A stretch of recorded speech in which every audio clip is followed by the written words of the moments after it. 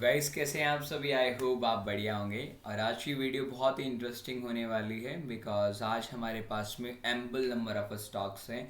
जो ये एपिसोड 1 है हमारा, हर वीक के अंदर में, जैसे suppose week we have 1 week 2 week 3 weeks, ऐसे ही हर वीक के ऊपर मैं एक एपिसोड वीडियो डालूंगा जो हमारे नेक्स्ट वीक के अंदर, जैसे अपकमिंग वीक जो रहेगा मंडे से फ्राइडे तक, जो जो स्टॉक रहने वाले हैं उन स्टॉक के बारे में हम एनालिसिस करेंगे गाइस। एंड हमारे पास में आज एम्पल नंबर ऑफ स्टॉक्स है, राइट गाइस। वीडियो स्टार्ट करने से पहले मैं आपको एक खुशखबरी दे देता हूँ। हमने एक टेलीग्राम चैनल स्टार्ट किया है, सो दैट, या डिस्कॉर्ड सर्वर आप बोल सकते हो, जिसके अंदर में गाइस आप जुड़ करके आप हमारे से एक बहुत ही मीनल चार्जेस के साथ में 500 कैप की रुपीज़ के साथ में, हमारे एनालिसिस के साथ में, आप होल्डिंग में पर वीक आपको मैं 4 to 5 होल्डिंग प्रोवाइड करूंगा विद टारगेट एंड एसएल, और कितनी क्वांटिटी लेनी है वो भी मैं अपने उस डिस्क्रिप्शन बॉक्स में दूंगा इन एवरीथिंग।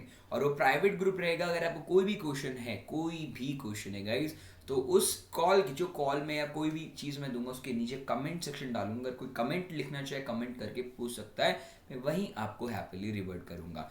ये सेशन में आपको पहले बता देता हूँ, 500 रुपीज़ का जो सेशन है वो मैं सिर्फ फर्स्ट 100 पीपल के लिए रख रहा हूँ, राइट। फर्स्ट 100 पीपल के रख रहा हूँ, उसके बाद में मैं इस सर्विस को क्लोज करूँगा। रीज़न, मैं इसमें ज़्यादा बढ़ा भी सकता हूँ, नो डाउट। मैं 5000 भी कर सकता हूँ, 10,000 भी कर सकता हूँ, but according to the people needs. Because अगर आपके पास में 10,000 भी है तो 5,000 खर्च करके आपको वीकली 10% का रिटर्न आपकी कैपिटल में मिल सकता है गाइस, ठीक है। तो इसकी श्योरिटी मेरी है, आपको नहीं मिलेगा तो आप क्या बोलते हैं, इस सर्विस को आप वहीं कहते हैं रिडीम करवा सकते हैं, राइट। अगर आप इस सर्विस को रिडीम करना चाहते हैं तो डिस्क्रिप्शन बॉक्स में मेरा टेलीग्राम का लिंक है। उस लिंक में जा करके आपको एक अभी अभी के अभी आपको क्या बोलते हैं, वहाँ एक मैसेज मिल जाएगा। उस मैसेज के थ्रू आप कहते हैं फॉरवर्ड कर सकते हो। तो बहुत छोटा अमाउंट है गाइस, इस अपॉर्चुनिटी को ना खोइए। अगर आपको लगता है कि नहीं मैं बेकार एनालिसिस एंड ऑल देता हूं, तो आपकी मर्जी है, योर विश, ओके गाइस। तो आज की हम वीडियो स्टार्ट करते हैं। छोटा सा एडवर्टाइजमेंट इसलिए किया है क्योंकि काफ़ी लोग पूछ रहे हैं सर होल्डिंग के लिए। तो होल्डिंग के लिए मैं एनालिसिस करके रखा है काफ़ी स्टॉक्स को, वो मेरी थोड़ी मेहनत है। उस मेहनत को भी थोड़ा मेहनत है तो थोड़ा सा हमें भी चार्ज लगना चाहिए, हमारे को भी चार्ज बनना चाहिए कि इस तरीके से, राइट गाइज। तो फर्स्ट 100 पीपल अगर जो आते हैं उनका क्या बोलते हैं, मैं आपको बता दूंगा कि जो भी लोग आते हैं उनके लिए 500 से ज़्यादा कॉस्ट नहीं है, और ये पर वीक नहीं है, पर मंथ कॉस्ट है, ठीक है। पर मंथ में आपको आपकी कैपिटल जो आपने इन्वेस्ट करी है उसका आपको कम से कम अप्रोक्सीमेटली 20 to 30% का रिटर्न बहुत हैप्पीली मिल जाएगा। Don't worry guys, okay. तो आज की वीडियो स्टार्ट करते हैं। सबसे पहला स्टॉक है हमारे पास में Ambuja cement, right. Ambuja cement है, और ये जो स्टॉक है, द स्टॉक अंबुजा सीमेंट का एनालिसिस कर लेते हैं। सबसे पहले अंबुजा सीमेंट को हम 4 आवर चार्ट फ्रेम में देखेंगे, राइट। अगर मैं ध्यान से देखूँ अंबुजा सीमेंट को, अगर मैं ध्यान से देखूँ तो ये मेरे पास में एक अच्छा खासा अप ट्रेंड मार्केट है। See the very good up trend market, right. अगर आप इसे ध्यान से देखेंगे तो ये अप ट्रेंड मार्केट में, राइट। और अगर अप ट्रेंड मार्केट में, तो कल लास्ट टाइम पे मैंने आपको एनालिसिस भी दिया था अपना कि अगर मार्केट अगर एक से ज़्यादा बार रिजेक्शंस दे दे और एक से ज़्यादा बार क्या बोलते हैं इस चीज़ को कर दे, टच कर दे, तो आप एवरी टच के अंदर ट्रेड लेंगे, एवरी टच में आप ट्रेड लेंगे। बट इसके अंदर में एक जोन ट्रेडिंग ऑल्सो भी देयर। आप इसके अंदर में इस लेवल के राउंड ऑफ बाय कर सकते हैं। अगर आप इस लेवल पे नहीं, तो वापस आप कहीं ना कहीं हिंदुस्तान, सॉरी, अंबुजा सीमेंट को आप कहीं ना कहीं 325 के लेवल के आसपास अगर आपको मिले, अंबुजा सीमेंट में अच्छा खासा बाइंग अपॉर्चुनिटी बना सकते हैं। अगर आप सपोज करो इधर से 325 के लेवल से आप बनाते हो नियर बाय ये वाला जो लेवल है जो कि लास्ट लो के पास में है, आप यहाँ से बनाते हैं तो अपना टारगेट आप 10 पॉइंट्स का आप टारगेट एसएल रख सकते हैं, जो कि आपका ट्रेंड लाइन को सपोर्ट भी करेगा और जोन को भी सपोर्ट करेगा। और इसका 1:2 का ट्रेड आप आराम से ले सकते हैं, बहुत आराम से आप 1:2 का ट्रेड ले सकते हैं। Have a look of a left side, अगर इसके पहले कभी ऐसा हुआ है, नहीं इससे पहले आप कभी इतना नहीं गए, तो आप अपना टारगेट एंड ट्रेड इस तरीके से बना सकते हैं अंबुजा सीमेंट में। तो ये मेरे किसी क्लाइंट, मतलब मेरे किसी कोच मेंबर ने दिया कि सर मुझे इसके एनालिसिस करके बता दीजिए कि क्या एनालिसिस रहेगा, तो वो अपना इन्वेस्टमेंट करना चाहता है। तो ये आपका एंट्री पॉइंट रहेगा अंबुजा सीमेंट में 4 घंटे के हिसाब से। अगर मैं इसे 60 मिनट के भी एनालिसिस की बात करें तो 60 मिनट में भी बहुत अच्छा इंटरेस्टिंग ट्रेंड लाइन ब्रेकआउट होगा। इधर से एक ट्रेंड लाइन आपको यहाँ से एक ब्रेकआउट मिलेगा, ब्रेकआउट होते आपको रिट्रेसमेंट मिलेगा समवेयर 200 323। तो अच्छा ट्रेड है, अपने रेडार में आप रख सकते हैं अपने ट्रेडिंग के लिए, राइट। होल्डिंग नो डाउट इसके अंदर में भी कुछ होल्डिंग हो सकती है, इसके अलावा भी कुछ होल्डिंग रहेंगी, तो वो होल्डिंग में टेलीग्राम पे नहीं डालूंगा गाइस, मैं बहुत कम टेलीग्राम पे डाल रहा हूँ, मैं उसी ग्रुप के अंदर में ही अपडेट करूंगा गाइस, ओके। अगला है मेरे पास में NAM India, right. NAM India मेरे पास में शेयर है, ठीक है। NAM India, sorry, NAM India share, I think NAM India ही है शेयर का नाम, NAM India, right. NAM India कौन सा शेयर है इसमें, इन्होंने मेरे को दिया तो है, फाइंड आउट कर लेता हूँ। अच्छा okay, Nippon India, okay Nippon India ना।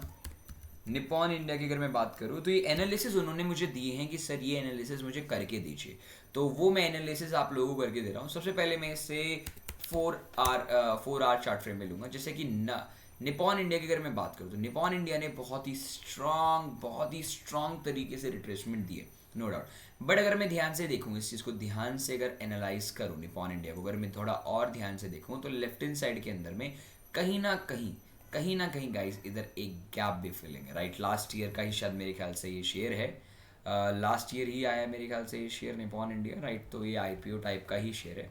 अगर मैं इसे थोड़ा और अगर एनालाइज करूँ तो कहीं ना कहीं यहाँ से रिजेक्शन ले रहा है, और यहाँ से एक गैप, बहुत ही स्ट्रॉन्ग गैप यहाँ छोड़ा हुआ है, और मार्केट एक ट्रेंड लाइन में भी चल रहा है। तो मैं बोलूँगा उनको जिन्होंने मेरे को शेयर दिया है निपॉन इंडिया, तो आपको कहीं ना कहीं निपॉन इंडिया कहीं ना कहीं मेरे को लगता है अपकमिंग डेज में अगर ये वाला लाइन सपोर्ट करता है इस 560 356 के अराउंड ऑफ, अगर कोई बुलिश सेंस मार्केट में दिखाता है 4 घंटे में भी या 1 आवर के टाइम फ्रेम में भी, तो आपको कहीं ना कहीं यहाँ से एक बाइंग लेनी है, और ऐसे आपको लास्ट स्विंग पे रखना, और टारगेट 1:2 का आप आराम से रख सकते हैं। अगर यहाँ से कोई बुलिश सेंटीमेंट नहीं दिखता है और ये ब्रेकआउट कर देता है, तो आपको आराम से 324 का वेट करना चाहिए निपॉन इंडिया में। अगला स्टॉक है मेरे पास में मदरसुमी।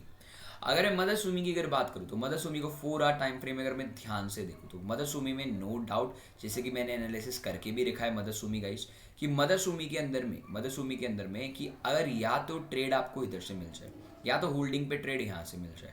अगर मदरसुमी इधर से 4 आवर के चार्ट फ्रेम में, या लेट इट बी 2 आवर के चार्ट फ्रेम में, 2 आवर के चार्ट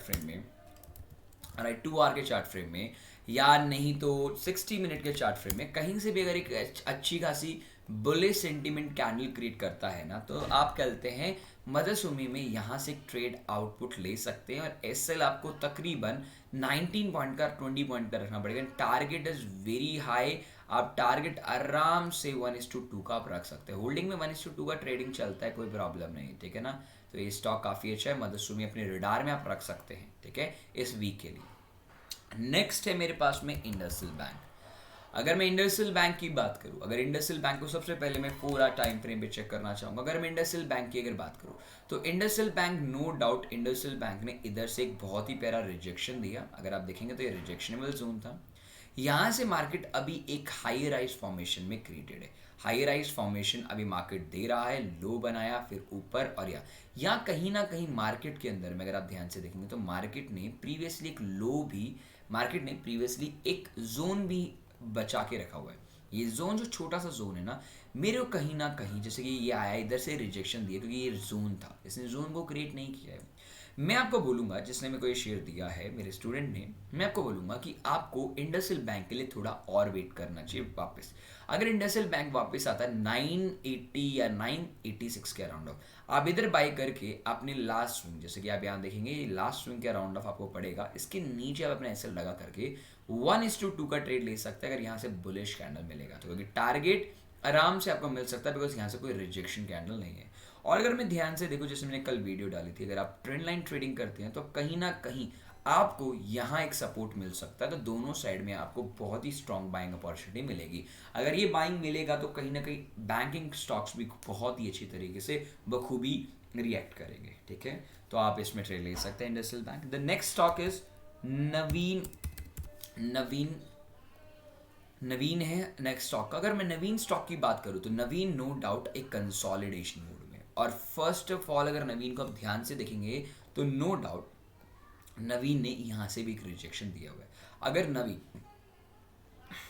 नवीन आपको इधर से नवीन का स्टॉक अगर यहाँ से, जैसे आप देख सकते हो, वेरी वेरी लॉन्ग टाइम पे मार्केट के चलते कंसोलिडेट कर रहा। अगर मैं इससे थोड़ा सा भी छोटे टाइम फ्रेम पे आऊँ ना, तो छोटे टाइम फ्रेम में नो डाउट आपको एक बार एंट्री इसने दी है, नो डाउट एक बार इसने एंट्री दी है, राइट।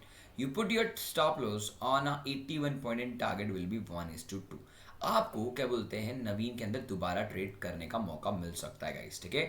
नवीन में बहुत ही अच्छा स्टॉक, अच्छा मौका मिल सकता है। द रीज़न, क्योंकि अगर आप नवीन को ध्यान से देखेंगे तो लास्ट ये जो जोन है ना, इससे पहले आपका टारगेट अचीव हो जाएगा।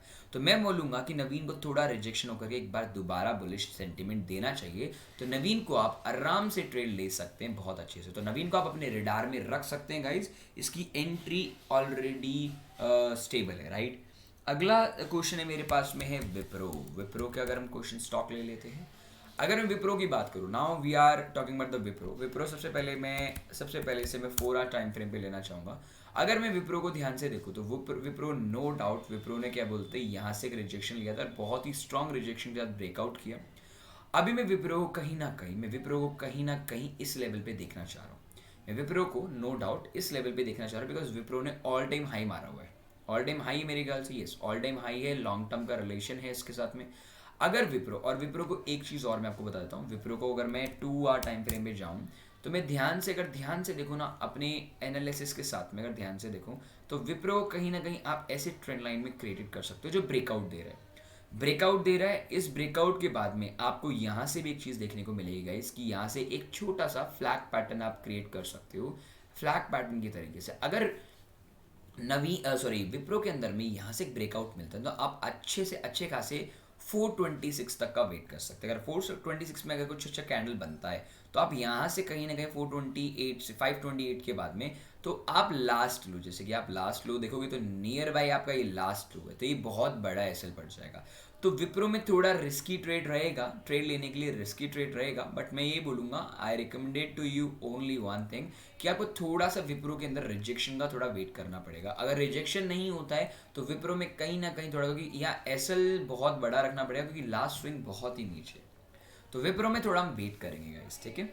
विप्रो के बाद में आपको वेदांता उन्होंने स्टॉक पूछा है मेरे से। वेदांता सबसे पहले मैं लेना चाहूँगा 2 आवर टाइम फ्रेम में, ठीक है, सॉरी 4 आवर टाइम फ्रेम में अगर वेदांता को लूँगा, नो डाउट वेदांता में मैंने यहाँ एक बनाया हुआ था, यहाँ से एक पुल बैक लिया भी था। मेरा फर्स्ट टाइम हैसल दोबारा एक बार हिट हो गया था इधर, फिर मैंने इनिशिएट नहीं लिया, फिर मैंने वेट किया और फिर मैंने इस लेवल का मैं वेट कर रहा हूँ।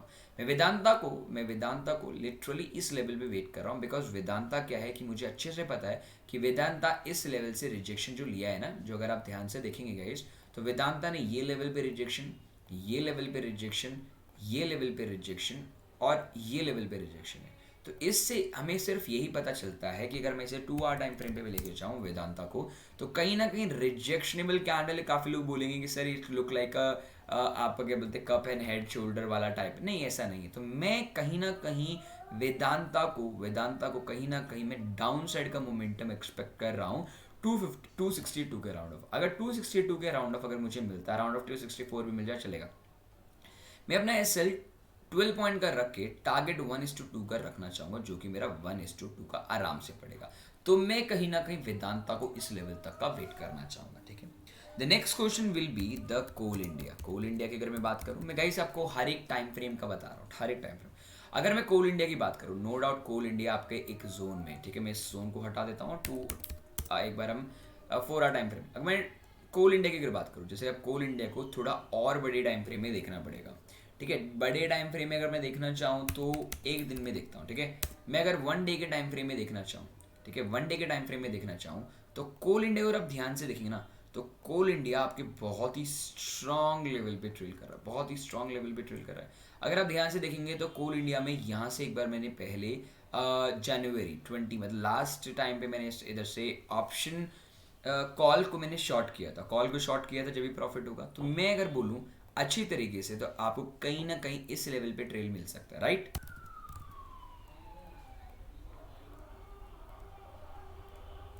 Okay guys, right. तो कोल इंडिया की अगर हम बात कर लेते हैं, कोल इंडिया को हमने बहुत ही बड़े टाइम फ्रेम में उठा हुआ है। अगर मैं बड़े टाइम फ्रेम की अगर बात करूँ कोल इंडिया को लेकर, तो कोल इंडिया एक तरीके से रिजेक्शन है। कोल इंडिया जिस दिन, देखिए ध्यान से देखिएगा गाइस, कोल इंडिया जिस दिन भी इस लेवल को तोड़ेगा ना, जिस दिन भी इस लेवल को तोड़ेगा उस दिन हम कोल इंडिया में कहीं ना कहीं यहाँ से बाइंग कर सकते हैं बहुत ही अच्छी तरीके से। Let it be, we take the example of 160 से हमें बाइंग मिलेगा, हम आराम से 14 पॉइंट का एसएल, और इसमें हमें 1:1 से ही संतुष्टि करनी पड़ेगी। थोड़ा सा नीचे ले लेते हैं, हमें इसे 1:1 से संतुष्टि करनी पड़ेगी, इससे ज़्यादा हम ट्रेड नहीं ले सकते, बिकॉज लास्ट जो रिजेक्शन है थोड़ा सा कंजस्टेड है, तो थोड़ा इस चीज़ को देख करके चलना पड़ेगा गाइस हमें, ठीक है ना, इस चीज़ को देख करके हमें चलना पड़ेगा। ओके, तो आप देख सकते हैं। तो नेक्स्ट स्टॉक हमारे पास में है, नेक्स्ट स्टॉक है हमारे पास में REC लिमिटेड, ठीक है। REC लिमिटेड की अगर मैं बात करूँ तो REC लिमिटेड को सबसे पहले मैं बड़े टाइम फ्रेम में भी देखूँ तो अच्छा टाइम फ्रेम है, नो डाउट ये अच्छा चल भी रहा है। तो 240 मीन्स अपना हायर टाइम फ्रेम देख लेते हैं। अगर मैं हायर टाइम फ्रेम में अगर देखना चाहूँ तो REC बहुत ही अच्छे अप ट्रेंड मार्केट में, बहुत ही स्ट्रॉन्ग अप ट्रेंड में, और REC को आप दोबारा बाय कर सकते हो। You want to be buy REC, you can again दोबारा बाय कर सकते हो REC को, थोड़ा सा रिजेक्शन लेकर के। एसएल आप जस्ट 4 पॉइंट का SL and target will be all time high के ऊपर भी रख सकते हो, आप ऑल टाइम हाई के आसपास भी अपना टारगेट रख सकते हो, ठीक है। REC के अंदर में टेक्निकल एनालिसिस अगर मैं बात करूँ तो फॉर 149 का राउंड ऑफ मिल सकता है, बिकॉज अगर मैं ध्यान से देखूँ तो REC के अंदर में कहीं ना कहीं ट्रेंड लाइन जो आप देखोगे तो यहाँ से एक रिजेक्शन भी मिला है और एक बुलिश सेंटीमेंट भी है। तो आप REC को होल्डिंग में तो पक्का ही रख लेना, मैं बोलता हूँ थोड़ा सा रेड कैंडल के बाद में, और टारगेट आप आराम से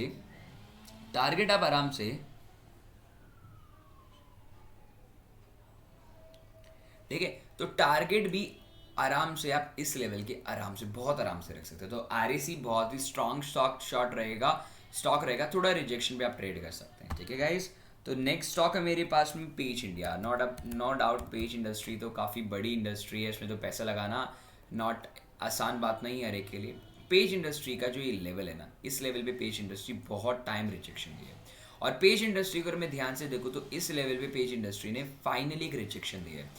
और अगर मैं ध्यान से देखूँ तो पेज इंडस्ट्री आपका यहाँ से, आपका क्या कहते हैं, यहाँ से एक ये लेवल, एक ये लेवल, एक ये लेवल, ये तीनों लेवल पे अगर आप ध्यान से देखेंगे यहाँ रिजेक्शन आया। तो पहले ये सपोर्ट रेसिस्टेंट की तरह काम कर रहा था और अब कहीं ना कहीं सपोर्ट की तरह काम कर रहा है। अगर ये वापस रिट्रेसमेंट दे दो और फिर बुलिश, तो आप 30,400 से दोबारा इसमें एक बाइंग करके आप अच्छा खासा पैसा बना सकते हो पेज इंडस्ट्री में, पहली बात।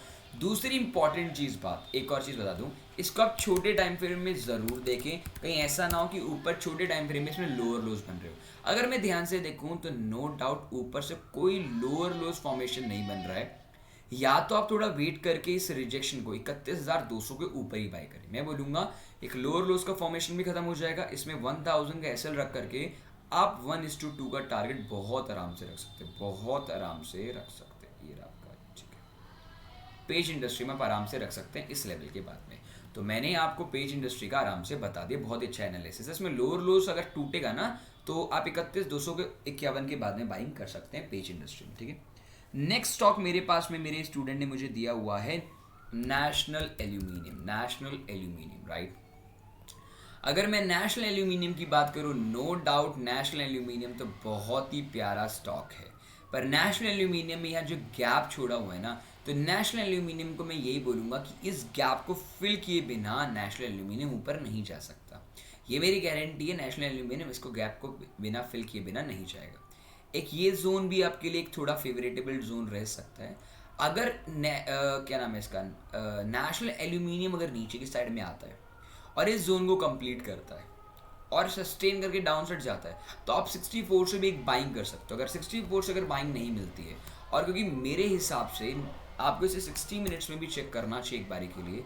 अगर मैं ध्यान से देखूँ तो we have a breakout session आपको देख सकता है, क्योंकि ऊपर से तो एक जोन है, ऊपर से एक जोन मार्किंग है, नीचे से एक ब्रेकआउट। अगर ये ब्रेकआउट मिलेगा नो डाउट 70 पे आराम से जाएगा। अगर ये 75 का लेवल तोड़ता है, तो गाइस 75 का लेवल तोड़ के 3 पॉइंट का एसएल और टारगेट विल बी 1:2 का आराम से बनाएंगे नेशनल एल्यूमिनियम में। अगर ये ब्रेकआउट करके सस्टेन करता है, रेड कैंडल सस्टेनेबल नहीं होती ग्रीन कैंडल से, और इसके स्विंग के नीचे, जस्ट स्विंग के नीचे आप अपना एसएल रखेंगे। अगर इसने ब्रेकआउट कर दिया तो आपका स्नेरियो बदल करके आप 70 से बाय करके जस्ट इसके नीचे जो ये जोन है ना, इस जोन के नीचे एसएल रख के अपना टारगेट 1:2 रखेंगे। तो ये दोनों जोन मैंने आपके साथ क्रिएट कर दिए कि कहीं भी आपकी एंट्री छूटनी नहीं चाहिए। तो नेशनल एल्यूमिनियम भी हो गया। अब नेक्स्ट क्वेश्चन है टाटा पावर। जो टाटा पावर तो भाई साहब मैंने अपनी होल्डिंग में भी लिया था और इसका टारगेट भी अचीव हो चुका है। अगर मैं टाटा पावर की बात करूं तो सबसे पहले मैं टाटा पावर की बात करता हूं। जैसे आप देख सकते हो टाटा पावर में यहाँ से एक रिजेक्शनेबल कैंडल और यहाँ से एक बहुत ही स्ट्रॉन्ग मेरा ये टारगेट अचीव हो चुका है। 1:1.5 टारगेट लिया था मैंने, ज़्यादा बड़ा टारगेट नहीं लिया था क्योंकि मोमेंटम अच्छा मुझे दिख नहीं रहा था इसमें, पर फिर भी मुझे मिल गया था। अगर मैं ध्यान से देखूँ टाटा पावर को, तो टाटा पावर के अंदर में एक चीज़ और आपको मिलेगी टाटा पावर के अंदर में, कि टाटा पावर आपके पास में यहाँ से एक रिजेक्शन, एक कैंडल यहाँ भी बन रही है, या मतलब कैंडल मतलब यहाँ से बन रहा है। अगर आप ध्यान से देखेंगे, अगर टाटा पावर इस लेवल को तोड़ दे और सस्टेन हो जाए और ग्रीन कैंडल के साथ में, तो आप टाटा पावर में एक बहुत ही अच्छी अप ट्रेंड मोमेंटम ले सकते हैं। अगर ये ऐसा सपोर्ट करता है तो आप टाटा पावर में यहाँ खरीद करके जस्ट 8 पॉइंट का एसएल रखे, 5 पॉइंट का एसएल रखे, टारगेट 1:2 रखेंगे, कोई प्रॉब्लम वाली बात नहीं रहेगी। टारगेट हमेशा 1:2 रखो अपनी कैपिटल से, हमेशा, ठीक है, हमेशा अपनी कैपिटल से 1:2 का रख के चलो, ठीक है। अगर नीचे आ जाता है और सपोर्ट लेता है तो फिर हम यहाँ से बाइंग कर सकते हैं, बट अभी के लिए मोटिव ये रहेगा अगर ब्रेकआउट करता है तो, ओके। नेक्स्ट क्वेश्चन है मेरे पास में नौकरी। नौकरी की अगर मैं बात करूं तो नौकरी एक अच्छा स्टॉक है अभी के लिए, क्योंकि क्या रीज़न है नौकरी में, जैसे कि मैंने ये बनाया हुआ है, नौकरी अप ट्रेंड के मोमेंटम में चल रहा है, धीरे धीरे ऊपर जा रहा है, धीरे धीरे ऊपर जा रहा है। बट अगर आप देखोगे तो कहीं ना कहीं लास्ट ट्रेंड को और इस लेवल पे तो कहीं ना कहीं इस रेंज में चल रहा है। अगर आप नौकरी को ध्यान से अगर स्टडी करोगे ना गाइस, बहुत ध्यान से स्टडी करोगे, तो नौकरी कहीं ना कहीं इस लेवल पे ट्रेड कर रही है। तो नौकरी कभी भी ब्रेकआउट दे सकती है, तो थोड़ा ध्यान से ट्रेड करना। जैसे मैंने कल एक ट्रेंड लाइन की स्ट्रैटेजी आपके साथ में शेयर करी थी, first time, second time, third time touch करता है, तो अगर सपोज करो थर्ड टाइम टच करता है तो आप यहाँ से एक अच्छी बाइंग बना सकते हो नौकरी के अंदर में, और ऐसे लास्ट स्विंग पे रख लो और टारगेट आप 1:1 इसी के हाई पे रखोगे, ज़्यादा बड़ा आप टारगेट नहीं रख सकते। तो नौकरी में अगर नौकरी ने ब्रेकआउट कर दिया तो आप नो डाउट गाइस आप आराम से 42-22 के अराउंड ऑफ आप ट्रेड ले सकते हैं। बट अगर मैं यहाँ से, अगर मैं इस रेंज तक अगर मैं फिबोनाची रिट्रेसमेंट लगा के देखूँ तो I will show you one thing. अगर मैं फिबोनाची रिट्रेसमेंट लगा के देखूँ तो आपको एक इंटरेस्टिंग फैक्ट समझ में आएगा कि कहीं ना कहीं 61 के लेवल से तो नौकरी में एक शॉर्टफॉल आपको देखने को मिल सकता है 38 के लेवल, 78 के लेवल पे वापस। अगर यहाँ से बाउंस बैक लेता है तो समझ जाना आप ट्रेड ले सकते हो। अगर इसने रिजेक्शन दे करके डाउन साइड के मोमेंटम कंटिन्यू किया तो आप आराम से इधर से 50 के अराउंड ऑफ आप आराम से ट्रेड ले सकते हैं, कोई प्रॉब्लम नहीं है। नौकरी काफ़ी अच्छा स्टॉक रहेगा ट्रेडिंग करने के लिए इस हफ्ते में। ग्रासिम की अगर मैं बात करूँ the next stock is Grasim no doubt बहुत ही अच्छा स्टॉक ढूंढा है ग्रासिम का। ग्रासिम के अंदर में कोई प्रॉब्लम नहीं है, आप इसके 1-2 आवर टाइम फ्रेम में देखिए। ग्रासिम में अगर मार्केट वापस इस लेवल पे आता है, ध्यान से सुनिएगा गाइस, सारे के सारे ध्यान से सुनेंगे तो आपको अच्छा लगेगा कि आपको थोड़ा वीडियो लंबा है नो डाउट, बट थोड़ा टाइम देना पड़ेगा अगर आपको अच्छे स्टॉक ढूंढने हैं तो मेरे साथ में। अगर मैं बोलूँ तो ग्रासिम के अंदर में ध्यान से दीजिएगा कि अगर ये वापस रिट्रेसमेंट देता है इस लेवल पे या इस लेवल पे, आप दोनों टाइम पे बाइंग कर सकते हैं अच्छी खासी।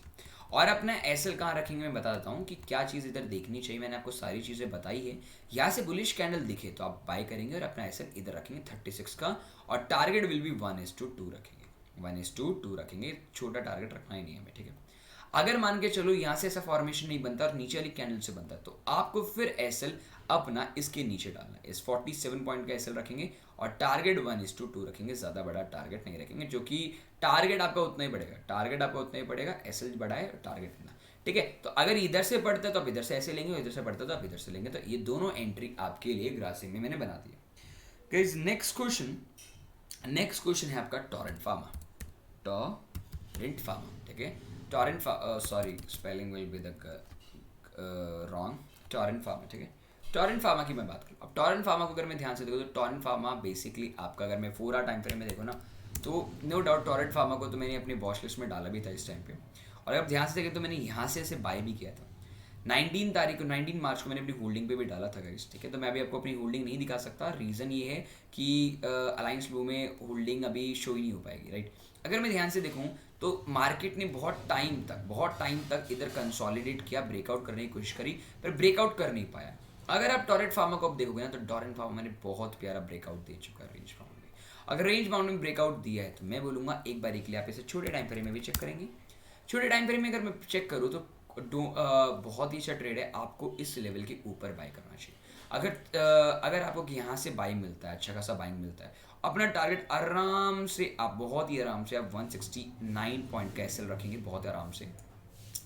टारगेट आप बहुत ही आराम से 1:2 का रखेंगे, बहुत ही आराम से 1:2 का बहुत ही आराम से रखेंगे।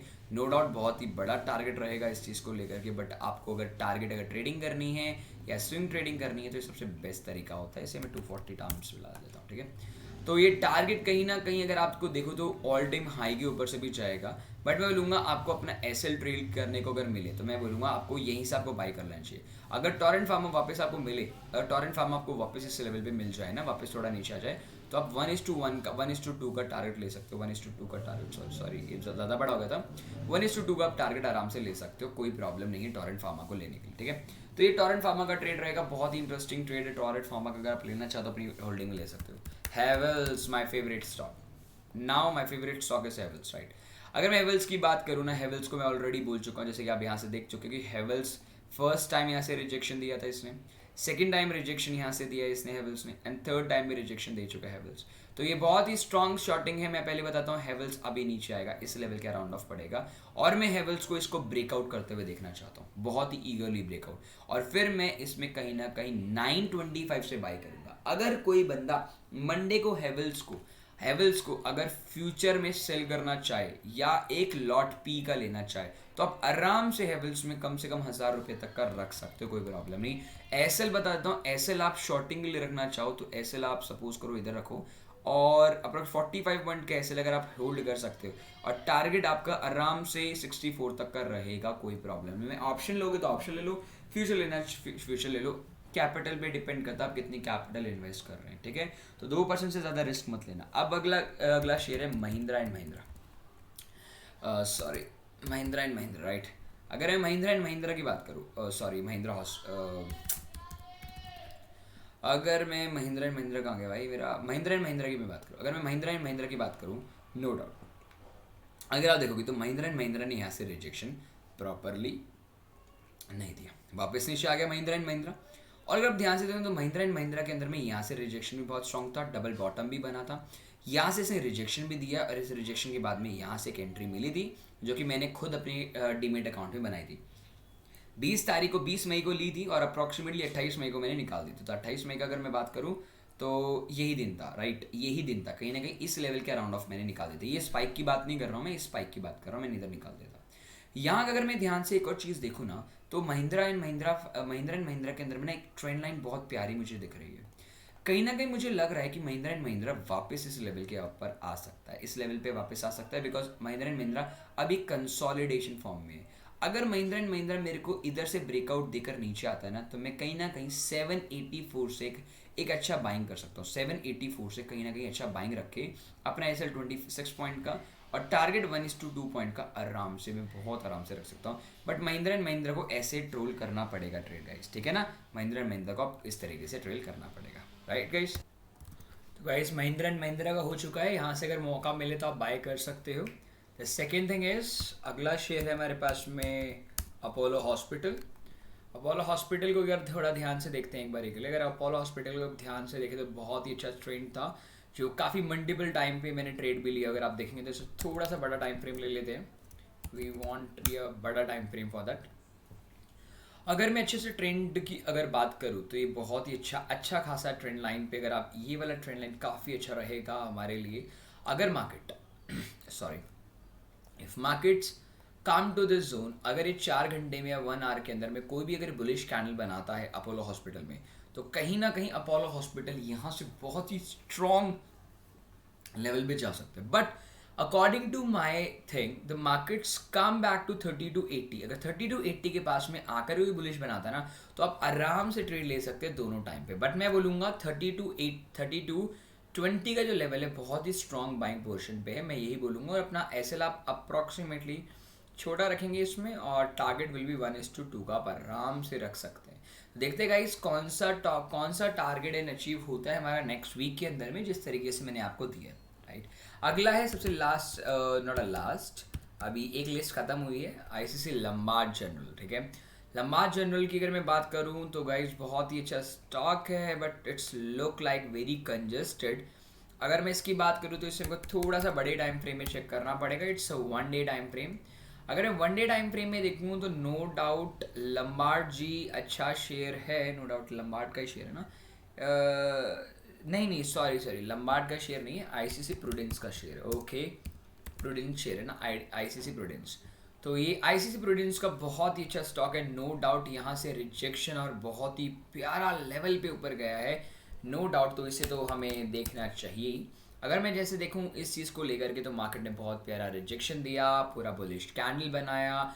अब अगला कैंडल अगर मैं बोलूँ तो अच्छा कैंडल रहेगा दोबारा बुलिश कैंडल के लिए। आप आईसीसी प्रूडेंस को आप अपनी वॉच लिस्ट में डाल सकते हैं। If markets came back to be 2 hour time frame, 2 time frame में अगर मैं आऊँ और थोड़ा सा इसे चेक करूँ, तो मार्केट अगर इस लेवल पे भी आता है, like let it be market come back to this zone and give me a high rise. तो आप आईसीसी लम्बार्ड के अंदर में अगर आप 15 मिनट चार्ट फ्रेम देखेंगे तो हाई राइज मेंटेन कर रहा है।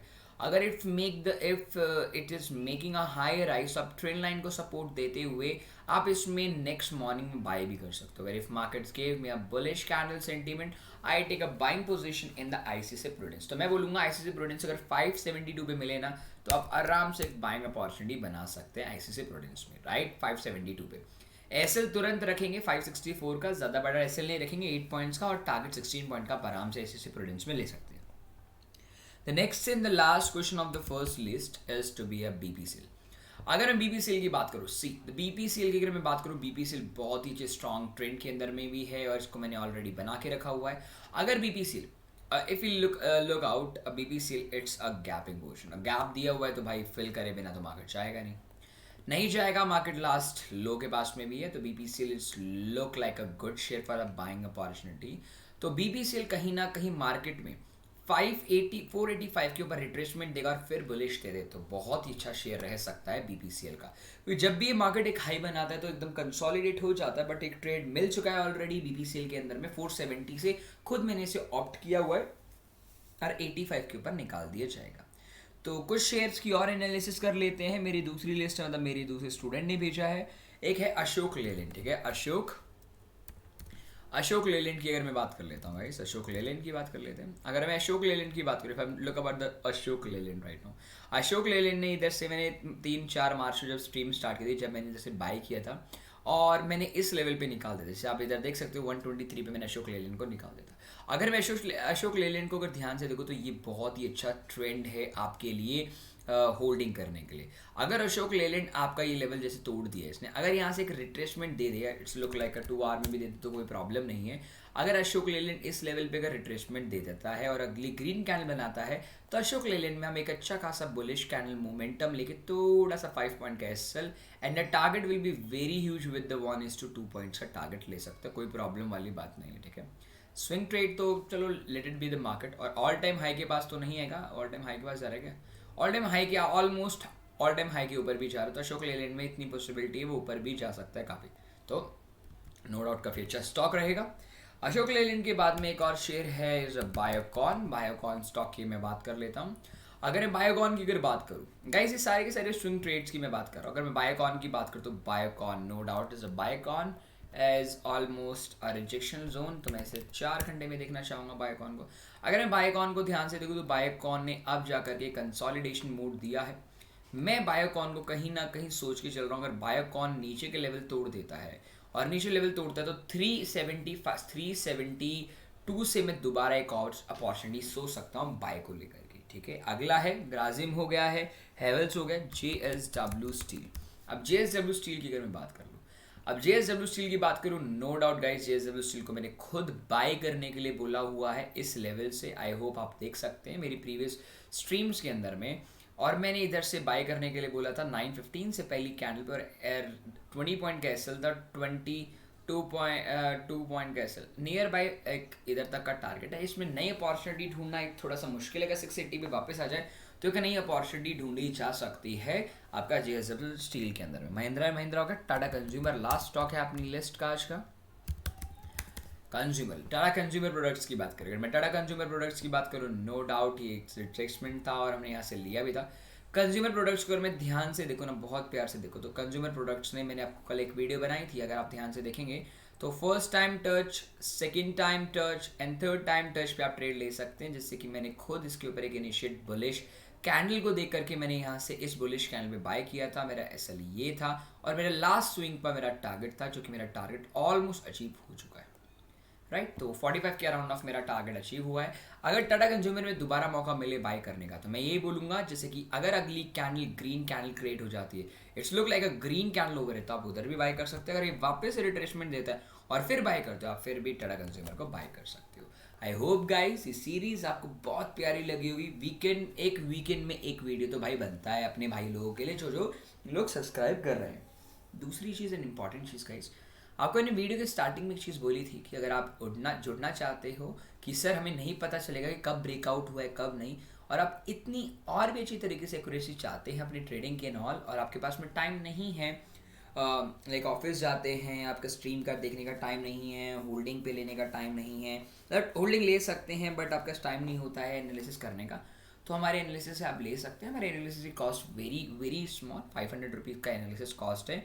इसमें मैं एनालिसिस करूंगा, स्टॉक दूंगा with SL with target, everything I will let you know. और जो टारगेट रहेगा might be very with 1 to 2 week रह सकता है, ठीक है। तो 1 to 2 वीक्स वेरी कर सकता है गाइस। अगर आप लेना चाहें हमारा सब्सक्रिप्शन, आप ले सकते हैं। डिस्क्रिप्शन बॉक्स में आपको हमारा रियल टेलीग्राम ग्रुप मिल जाएगा। टेलीग्राम ग्रुप पे आने के बाद में अगर नहीं मिलता है, DT4 भी लिखना टेलीग्राम पे, तो हम तकरीबन 700 से 800 पीपल हैं।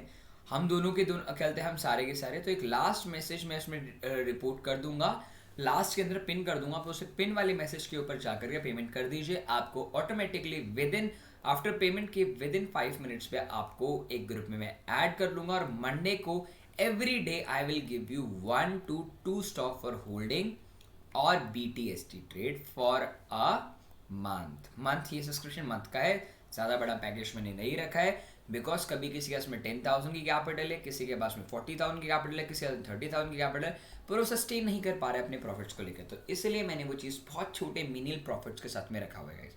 If you want to join you can. अगर आप ज्वाइन नहीं करना चाहते आप लाइव स्ट्रीम पे आ सकते हैं। तो कल मिलते हैं गाइस 8:30 मॉर्निंग में, तो शार्प रहिएगा। चलो guys, have a nice day ahead, and आपको अच्छा लगे तो लाइक एंड सब्सक्राइब जरूर करें अपने प्यारे से DT4B चैनल को guys. Okay, thank you so much guys.